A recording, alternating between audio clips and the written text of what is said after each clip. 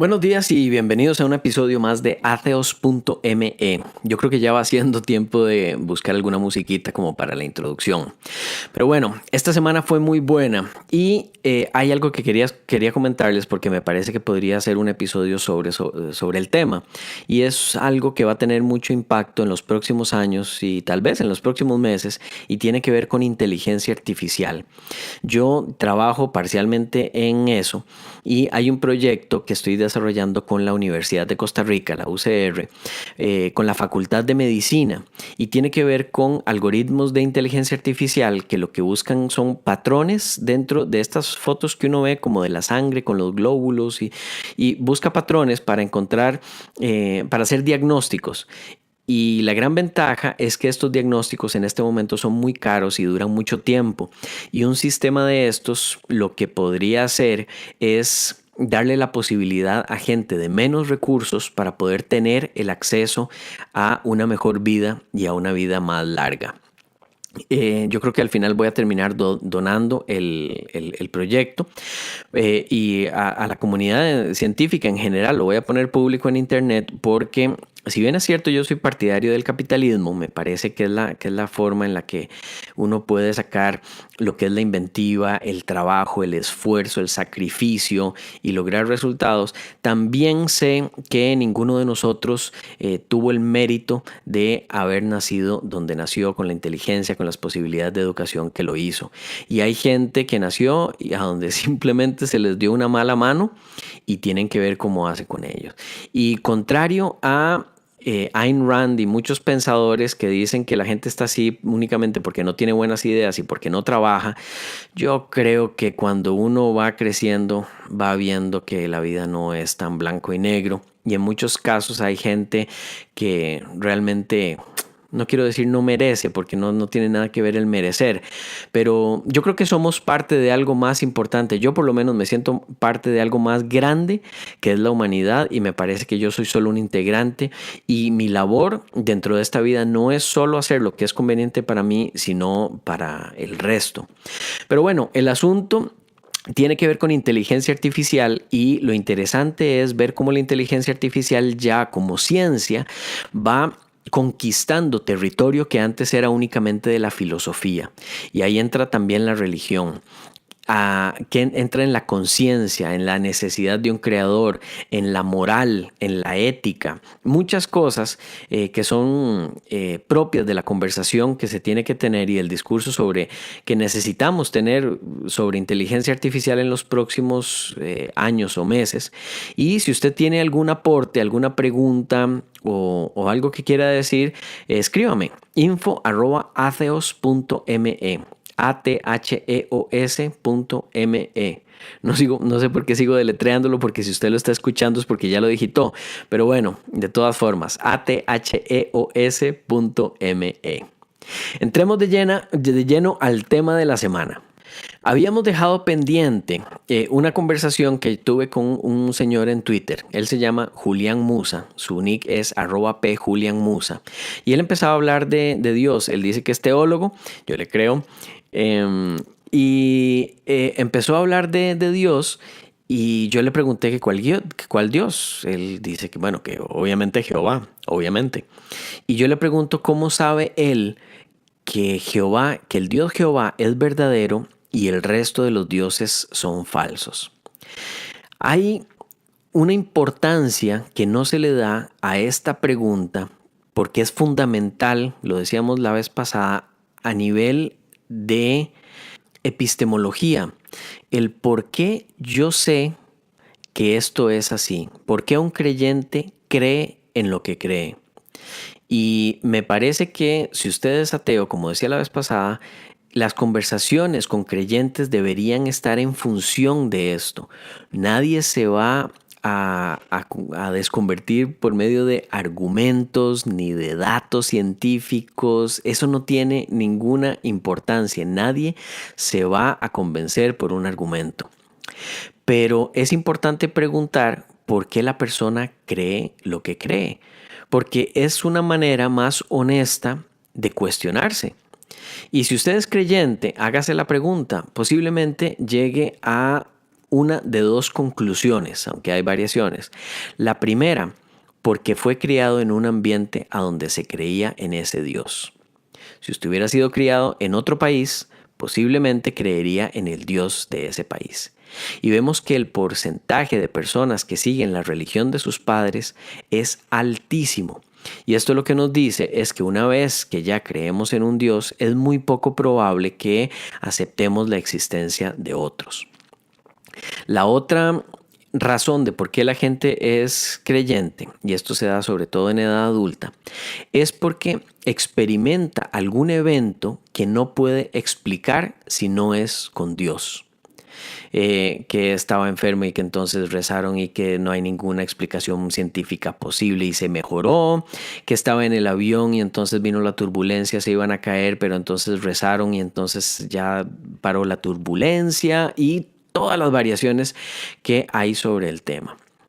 Sobre esto, me parece que lo importante es ver en qué se fundamenta, porque dicen, bueno, pasó algo que yo no puedo explicar de ninguna otra forma y por lo tanto creo en Dios. Pero esto es lo mismo que decir, yo no sé qué pasó, por lo tanto Dios existe. Y es muy raro. También si usted va en el avión y le está rezando a un Dios, pero a la par suya hay una persona rezándole a otro Dios y la turbulencia para, ¿a cuál Dios hay que atribuirle el mérito?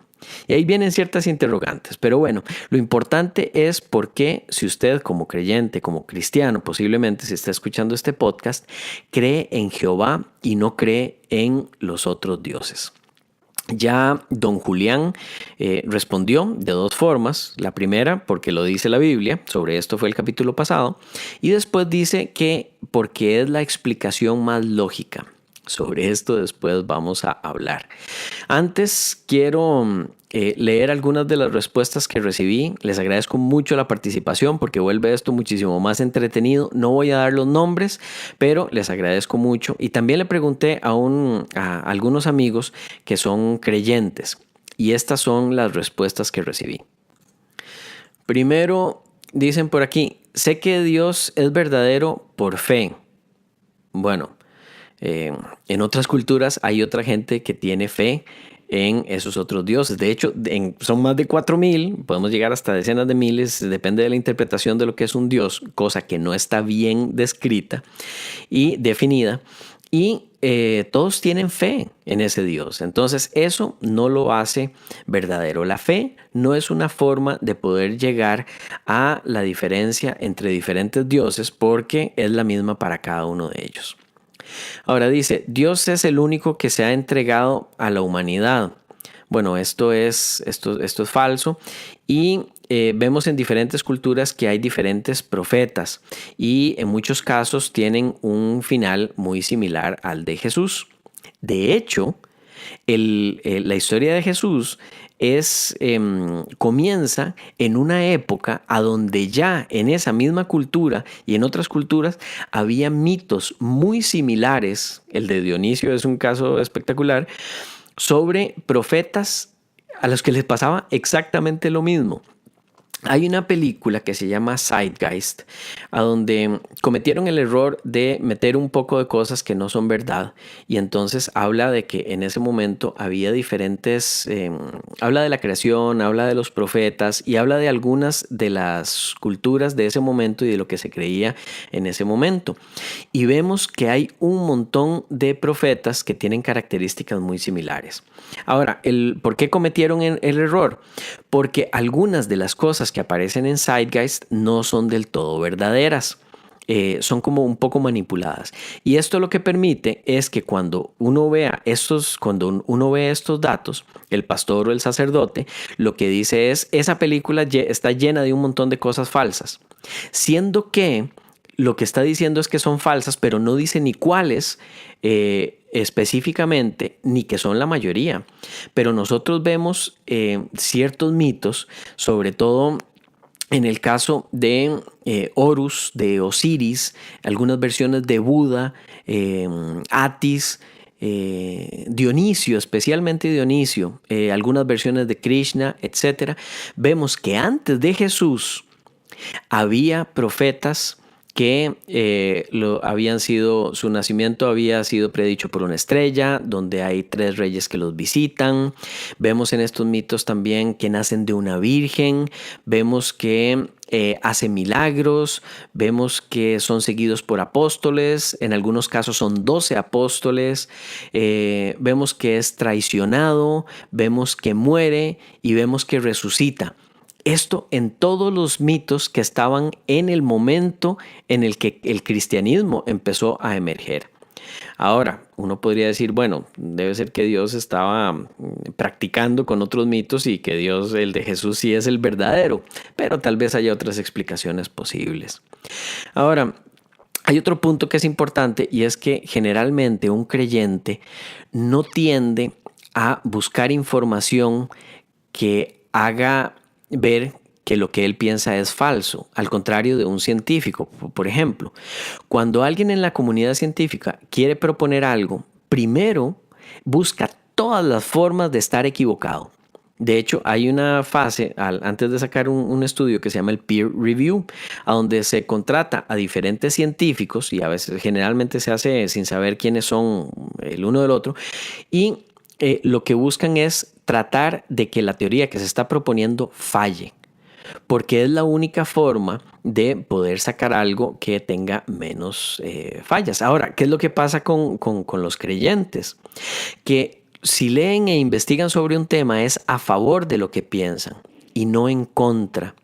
Y esto hace que no sepan sobre muchas religiones que tienen características muy similares a la religión cristiana y que no sepan de muchos del paralelismo de, por ejemplo, Osiris, de Horus, de Horus, de Dionisio, de Krishna, etc.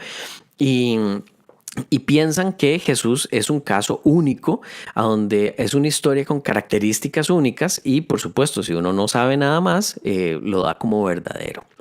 Ahora, otro de los argumentos dice creo en Dios, lo veo todos y cada uno de mis días. ¿Qué diré? Entonces el resto de la gente que no cree en específicamente ese Dios no se puede asombrar de las maravillas. El asunto no es que existan o no las maravillas, es a quién se las atribuimos. Y de nuevo se da yo no puedo entender cómo algo es tan maravilloso, por lo tanto existe un Dios. Y de una cosa no podemos llegar a la otra a nivel lógico. Entonces yo creo que sí es importante educarse, ver sobre otras religiones. Vemos en el caso de los creacionistas, por ejemplo, que no aceptan la evolución, pero yo no veo ningún creacionista que me diga exactamente, que me diga correctamente en qué consiste la teoría de la evolución de Darwin. Porque si lo que cree es que provenimos de los monos, por supuesto que no tiene ningún sentido. Nada más que no toman el tiempo para leerse el libro de Darwin. También pasa con el Big Bang. Dicen, ¿cómo es posible que algo exista a partir de nada? Eso no es lo que dice el Big Bang. ¿Cómo es posible que no había nada y de repente explotó y se hizo todo? Eso no dice el Big Bang, eso no dice la teoría del Big Bang. De hecho, lo que dice la ciencia tiene relación hasta lo que pasó después del Big Bang, pero el momento del Big Bang no sabemos. Y por no saber, no vamos a ponerle un nombre simplemente para creer que con eso tenemos una explicación. Pero bueno, seguimos. Dice otra de las respuestas, es el único que nos explica cómo nace el universo. De nuevo, hay que instruirse un poco. En el caso del Génesis, bueno, si usted cree en el Génesis literalmente, entonces ahí hay una explicación. Pero el Génesis es contrario a lo que se creía y lo que dicen la gran mayoría de teólogos y de historiadores en este momento es que fue escrito entre el 950 y el 500 antes de Cristo. Siempre se le ha atribuido a Moisés. Lo que se dice es que posiblemente sea escrito por Aarón y por los levitas, pero es del 950 al 500 antes de Cristo. Y ahora lo que vemos es que hay mitos como el de Ziusudra, el Gilgamesh, que es el que más se asemeja. Eso es del 3000 antes de Cristo, a donde hay un Dios que crea al hombre, a donde hay una mujer que es engañada por un animal, a donde después se tienen problemas y son castigados, y después hay un hombre que es el único al que Dios quiere salvar dentro de todo un pueblo y le dice que construya un arca y que tome semillas, las semillas eran importantes, y animales y las meta dentro de esa arca y después crea un diluvio universal. Y esa arca, depende del mito, pero generalmente al final termina en la cumbre de un monte. Pero esto lo podemos ver en el Siusudra, en el Gilgamesh, lo podemos ver en escritos de Platón en Grecia, en el Atrahasis, que es también un mito sumerio del siglo XVIII a.C., y en el Enuma Elish, que es un mito babilonio, que posiblemente tuvo mucha influencia para lo que es la creación del Génesis. Ahora, algo que también es muy curioso es que muchas de estas culturas permanecen incluso después de la fecha en la que se supone que fue el diluvio. ¿Y qué pasa con la cultura china? ¿Y qué pasa con la cultura centroamericana? A donde podemos encontrar que en esas mismas fechas hay escritos, en el caso de los chinos, a donde no, pero es que tal vez una fuerte llovizna fue lo que se sintió. Entonces, de haber habido un diluvio universal, lo hubiéramos sabido en diferentes culturas, y claramente las características que tiene el Génesis son, investíguelo usted, vea estos nombres y vean si es más probable que... Ahí se las dejo. Pero en todo caso ya llevamos 17 minutos y quiero hablar de un poco de cosas más. Bueno, dice, solo él envió a su hijo y resucitó. Esto, como vimos, eso es falso. Lo podemos ver en Atis, en Dionisio, en Horus, en Osiris, etc. ¿Es la única que hace milagros? No, todos lo hacen. Dependiendo del Dios, si usted pide y espera suficiente tiempo, se va a cumplir. Y si no se cumple, es porque su Dios está esperando algo mejor para usted. Tiene un plan mejor. Y si vemos las probabilidades de que suceda algo cuando se reza y cuando no, y sobre esto hay varios estudios, vemos que son las mismas. Es decir, que cuando se reza por algo, pasa el mismo número de veces que cuando no se reza por lo mismo. Todo esto está documentado y, de nuevo, el creyente tal vez no sea muy fan de ir a buscar este tipo de literatura, pero si usted lo que está buscando es la verdad, yo diría que siempre es mejor buscar por qué uno está equivocado en lugar de por qué está en lo correcto. Ahora, hay una que hablé con un amigo que es teólogo, y esta es la penúltima, y me dice que es la religión que ha tenido más crecimiento. Y bueno, por supuesto, pero esto hay que ver por qué es que pasó y por qué es que el cristianismo es lo que en este momento es. Y la explosión grande se debe a Constantino. Constantino instauró la religión cristiana como la oficial en el imperio romano. En ese momento lo que había era un crecimiento exponencial de cristianos, así como había habido muchos crecimientos de muchas modas, de muchas otras religiones en el pasado. En ese momento histórico, el que estaba en la cúspide era el cristianismo. Y hay una batalla muy importante que es la batalla del puente Milvio. Ahí hay un historiador, no recuerdo el nombre, que dice que Constantino usó la cruz como su estandarte y que por eso pudo ganar esa batalla, la que fue clave para la unificación del imperio. Yo me pongo a preguntar entonces si el estandarte de los dioses anteriores que habían usado es evidencia de que los otros dioses existen, porque también ganó esas batallas. Pero ¿qué es lo que pasó en ese momento con Constantino? Había un caldo de cultivo a donde el cristianismo era la forma perfecta para poder unificar al imperio romano. Después de esa batalla y con la unificación, lo que se tenían eran muchísimos grupos de diferentes religiones a donde cada dios decía que había que hacer una cosa y muchas iban en contra del imperio. Pero el cristianismo era caracterizado por ser una religión más dócil porque veían la autoridad humana como algo distinto a la autoridad divina. Y por supuesto dicen que Constantino se convirtió al cristianismo en sus últimos días y que fue bautizado, qué sé yo. Yo no sé si al final creyó o no creyó, pero que fue una herramienta perfecta, fue una herramienta perfecta.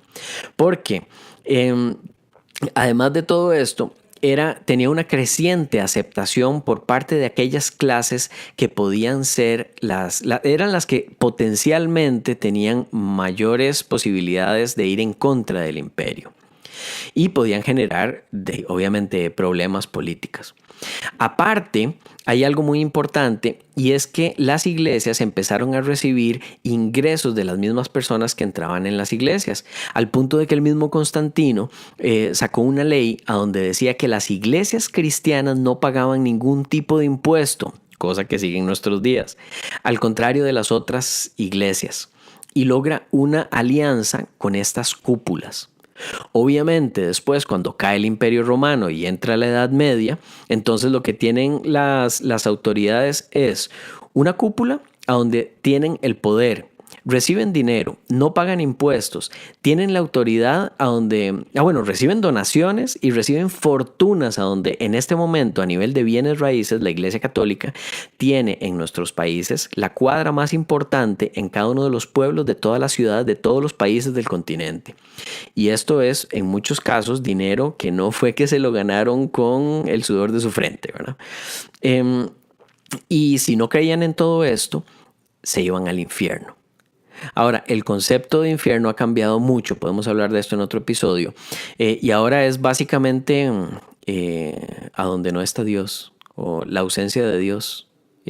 Pero en ese momento, incluso si vemos los escritos de San Agustín y de Santo Tomás, ellos creían que la gran mayoría de las personas se iban al infierno.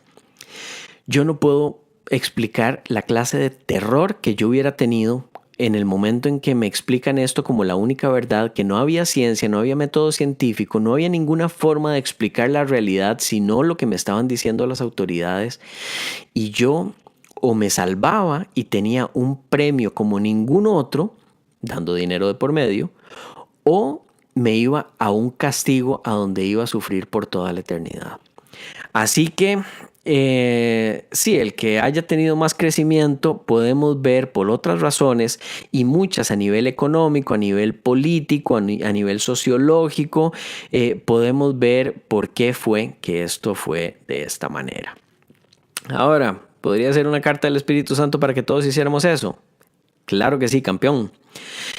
Por último, quiero explicar, nos dice, ya para terminar, nos dice don Julián que es la explicación más lógica, que el cristianismo es la explicación más lógica del universo. Don Julián lo que cree es que hay un ser más complejo que el universo, que crea la tierra y las plantas antes del sol, y que crea un ser para que sea eterno, que es Adán, porque si Adán no hubiera pedido compañera, todavía estaría Adán dando vueltas ahí por los árboles. Después su compañera, que no fue suficientemente sabia, porque Dios no la hizo suficientemente sabia, tiene una conversación con una serpiente parlanchina y recibe consejos de nutrición. Ahora, la mujer es engañada por la serpiente porque la serpiente es más sabia que la mujer. ¿Por qué no crear al hombre y a la mujer más sabios? Bueno, la raza subsiste, siendo que la única opción para poder procrear era tener sexo con Eva, que era la mamá, o con tal vez alguna de las hermanas de las que no se habla en el Génesis, pero que podemos sacar como carta debajo de la manga porque tal vez el Génesis no nos dice. El punto es que para la procreación únicamente podíamos tener sexo con la mamá o con las hermanas. Ahora, miles de años después, cuando ya hay otras religiones y no hay una línea directa entre Adán y el judeocristianismo, nace un hombre al que Dios le pide para probar su lealtad que mate a su propio hijo. Y él acepta sin ningún problema. El pueblo, don Julián, vive en cautiverio en Egipto. Ahora, en Egipto se documentaba todo, hasta las idas al baño de los jefes. Y en el del faraón. Y no se documenta lo que dice en la Biblia. Es muy, muy raro. Por supuesto, uno puede decir, sí, claro que se documentó. Estaban en el tiempo de José y hay ciertas cosas, sí. Pero una cosa tan importante como las plagas, como el éxodo, debería estar documentado y realmente no lo está. Y el decir que se murieron algunos primogénitos porque que dormían en la cama de abajo, no es ni cercano a la documentación que podría haber existido si realmente hubiera existido eso. Pero bueno, en eso cree don Julián. Entonces, después, este señor parte el mar en dos. Yo no puedo explicar lo impresionado y qué tanto creería yo en un Dios al ver que un mar se parte en Dios. Y el pueblo entero ve cómo el mar se parte en Dios y cómo son salvados de los egipcios. Sin embargo, cuando ya llegan a tierra firme y este señor sube para que le den ciertos mandatos en piedra, el pueblo empieza a crear otros dioses. Siento que habían visto que el mar se partía en dos. Dejaron de creer en ese Dios. Pero bueno, el Señor llega después con los mandatos en la piedra y lo que dice es que no hay que codiciar el asno del vecino. Sin embargo, en estos mandatos no hablan nada de no tener o mantener seres humanos como propiedad, del derecho a las mujeres y de un montón de cosas. Pero bueno, pasa el tiempo. Mientras tanto, mataban a los que recogían leña los sábados, como podemos ver en la Biblia, lapidando mujeres por no llegar vírgenes al matrimonio, como vemos en la Biblia, dando instrucciones como cómo mantener esclavos, como vivimos en la Biblia, y dando instrucciones sobre cómo matar a las personas cuyo pecado es amar a alguien del mismo sexo. Después nace este hijo de este Dios, que es el mismo, ya que él mismo embarazó a una virgen. Todo esto, además, que estaba en un montón de mitos de esa misma época. Pero bueno, este señor, el hijo nace, producto de él mismo, para que sea asesinado de la forma más horrenda posible para salvarnos de ese pecado que cometieron un hombre y una mujer en una historia que ahora dicen que es poesía y que nunca existió. En lugar de que Dios diga, los perdono. Pero el asunto es que no, nacimos sucios. Y la única forma de eliminar esta suciedad es siguiendo preceptos y ciertas reglas y aceptando que somos seguidores de un Dios durante el resto de nuestras vidas. Y todo producto de un pecado que al final no se ponen de acuerdo de si existió o no existió una mujer que no fue tan sabia para no ser engañada por una serpiente, porque Dios no la hizo tan sabia. Don Julián, yo no sé si será la explicación más lógica posible. Pero bueno, me pasé muchísimo y nada más espero que me disculpen. Muchas personas me habían pedido esta segunda parte del podcast y tal vez por eso quise extenderme en algunas cosas históricas o ciertos detalles. Si hay alguno de estos temas que quisieran que tratáramos con más detenimiento, nada más me escriben info@atheos.me. Mientras tanto, no me queda nada más que desearles una excelente semana y que sean lo más felices que puedan. Nos vemos en la próxima.